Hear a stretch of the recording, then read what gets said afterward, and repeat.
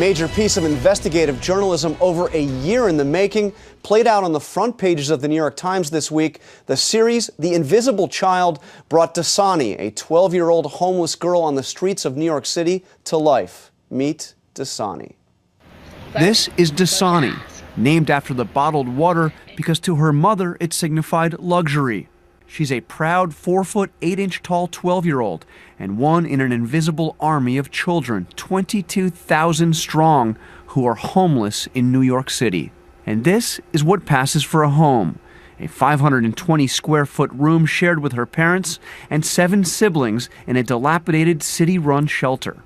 I am going to college. School is where Dasani can find an escape, learning to recite poems from memory. Phenomenal Woman by Maya Angelou. Pretty woman wonders where my secret lies. I'm not cute or built to suit a fashion model style. Despite her tough circumstances, Dasani has boundless energy. She dreams big, but even her dreams are clouded by the despair that surrounds her. In your imagination, what does the perfect childhood look like? Quiet, flowers everywhere, sparkles on the ground. Mom and Dad always drunk though. A perfect childhood. Yeah, Mom and Dad can be drunk at a perfect childhood. So you think that being drunk is a part of the perfect childhood? The parents are drunk? Yes, because when they're drunk, you ask for anything, they tell you can get it. That's a perfect childhood. Really, Dasani, you really think a perfect childhood is your parents? You said use my imagination. Okay. I used it. That voice you heard on the tape with Dasani was Andrea Elliot, the New York Times reporter who spent 15 months chronicling this family's struggle. And Andrea joins us now.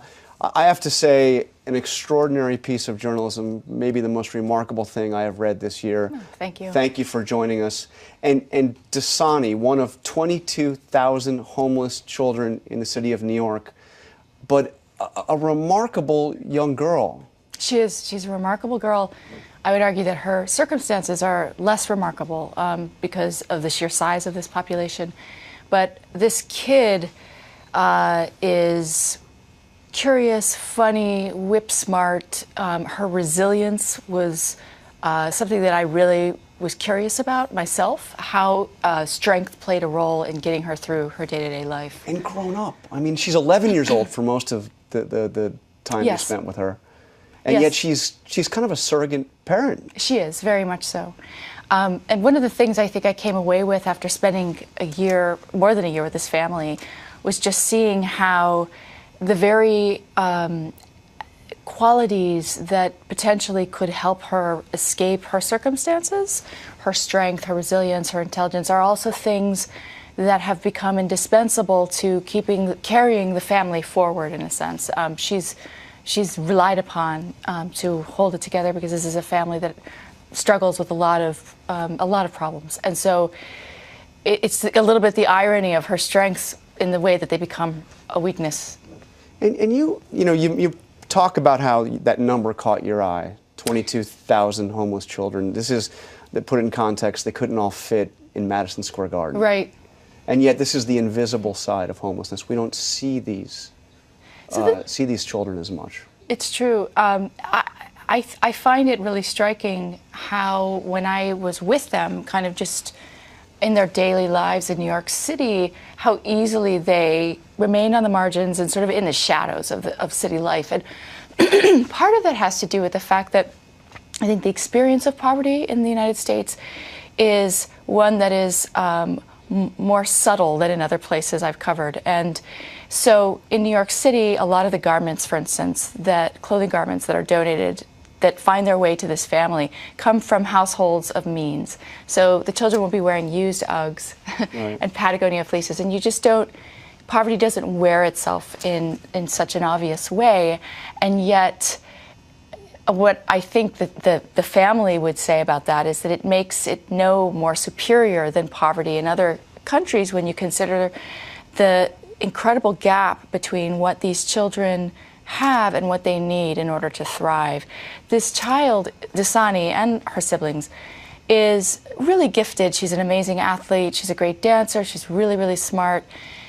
Had she been born into other circumstances, she would be thriving. But in her life as it is, she's merely surviving. And describe the conditions, because you saw something that none of us ever get a chance to see, because frankly, we're not allowed inside.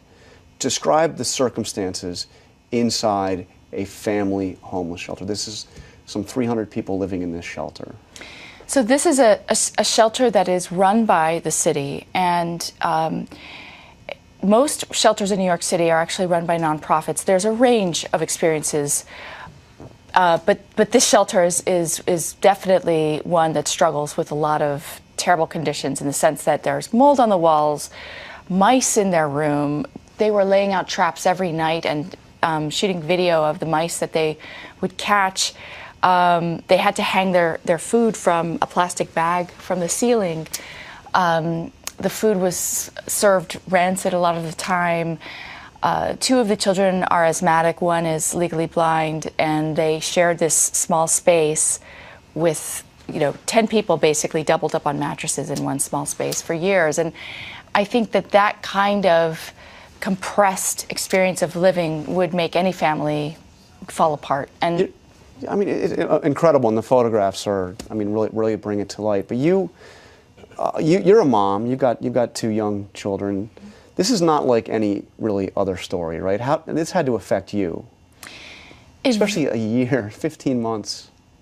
It very much opened my eyes, as also a New Yorker, to a different experience of the city. And this is kind of what I came away with again and again, was just the sense that while New York is very much a place defined by what's out of reach, I mean, it's impossible. Most people feel that there's something out of reach when they're living in New York, an apartment they can't get or a job. But this is a population for whom everything is out of reach. And I think that is what struck me the most, being with these children day in, day out, and just thinking about how that experience is replicated tens of thousands of times in this homeless population, but also by millions across the country. This sense that this is a country that is filled with promise that isn't for them, that isn't something that's attainable by them. And just, we're almost out of time, but I can't imagine you're going to leave this story behind. I mean, I could tell from watching that tape, you've almost become a mentor to Dasani. You're not only chronicling her life, but you've become close to this girl and her family. I remain a journalist. My role is as a journalist. The reporting, when you're reporting on children, it's a very different thing. You really do have to connect with them and talk about their feelings and their experiences in a way that draws them out. And she's a very vocal child. I hope to continue to follow them, yes. All right, Andrea Elliot, again, an extraordinary piece of journalism and a really important one. Thank you for taking the time to share it with us. Thank you.